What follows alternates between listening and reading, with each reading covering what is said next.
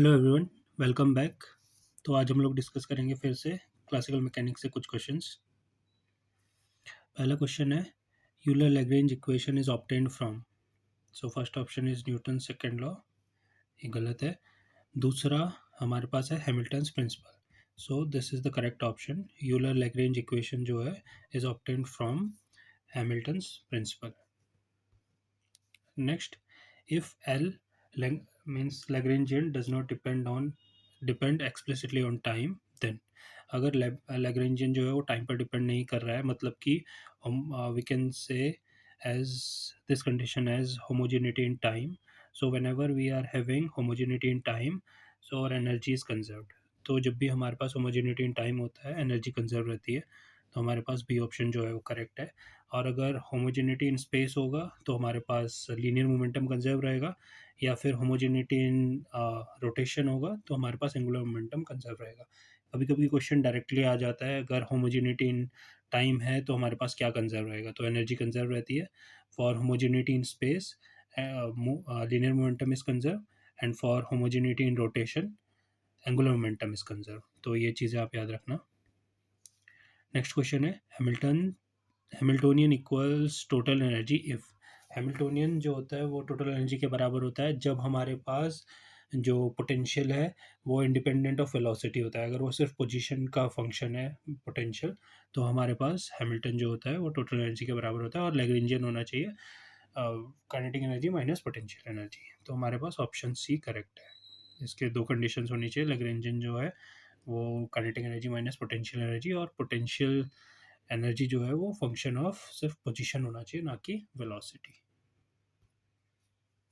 Next question, ये Poisson's bracket का question है। Poisson's bracket of Q I comma P J equals.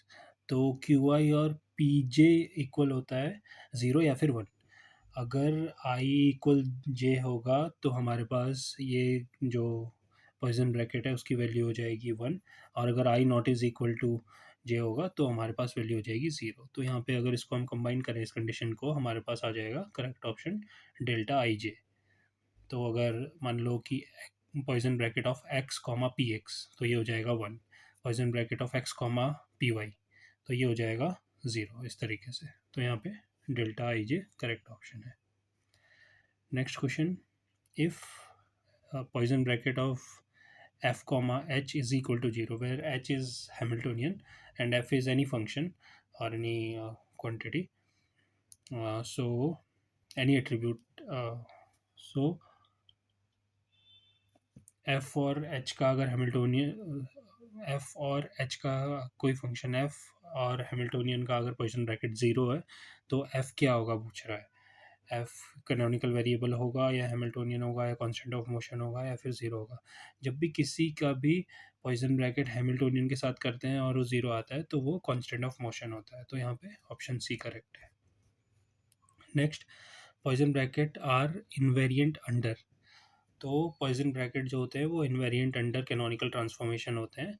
तो यहाँ पे करेक्ट ऑप्शन होगा canonical transformation. Next question, the transformation is canonical if it conserves. तो जब ट्रांसफॉर्मेशन तब कैनोनिकल होगा जब वो हैमिल्टन्स इक्वेशंस को कंजर्व प्रिजर्व करेगा। तो transformation is canonical if it preserves Hamilton's equation, मतलब कि हैमिल्टन्स इक्वेशन चेंज नहीं होनी चाहिए ट्रांसफॉर्मेशन के बाद। Next, generating functions are used to. तो जनरेटिंग फंक्शन क्यों यूज होते हैं?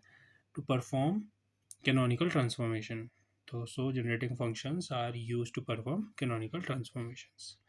आप लोग क्वेश्चंस को ऑप्शंस को एलिमिनेट करके भी आंसर निकाल सकते हैं। तो यहाँ पे ऑप्शन सी करेक्ट है। Next, Hamilton Jacobi equation is, so Hamilton Jacobi equation is actually first order partial differential equation, so इसका करेक्ट आंसर होगा फर्स्ट ऑर्डर पर PD. Next, action variable is defined as. जो action variable होता है in classical mechanics वो किस तरीके से डिफाइन करते हैं हम लोग? Closed integral P D Q. तो ऑप्शन यहाँ पे integral closed integral P D Q correct option है। Next question, action angle variables Hamiltonian depends only on, तो जब in action angle variables Hamiltonian depend only on action variable, तो यहाँ पे option C correct है। Next, Lorentz transformation reduce to Galilean transformation when, तो Lorentz transformation Galilean transformation बन जाता है जब हमारे पास वेलोसिटी जो है वो बहुत छोटी होती है in comparison to speed of light, तो v is very very less than speed of light, तो यहाँ पे ये ऑप्शन करेक्ट है।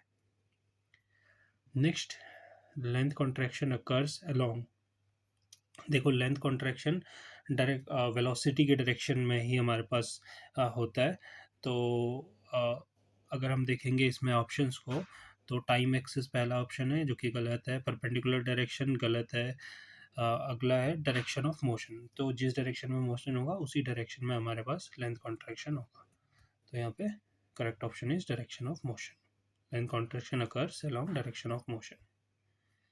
Next, time dilation factor is, so जो टाइम डायलेशन होता है delta T is equal to होता है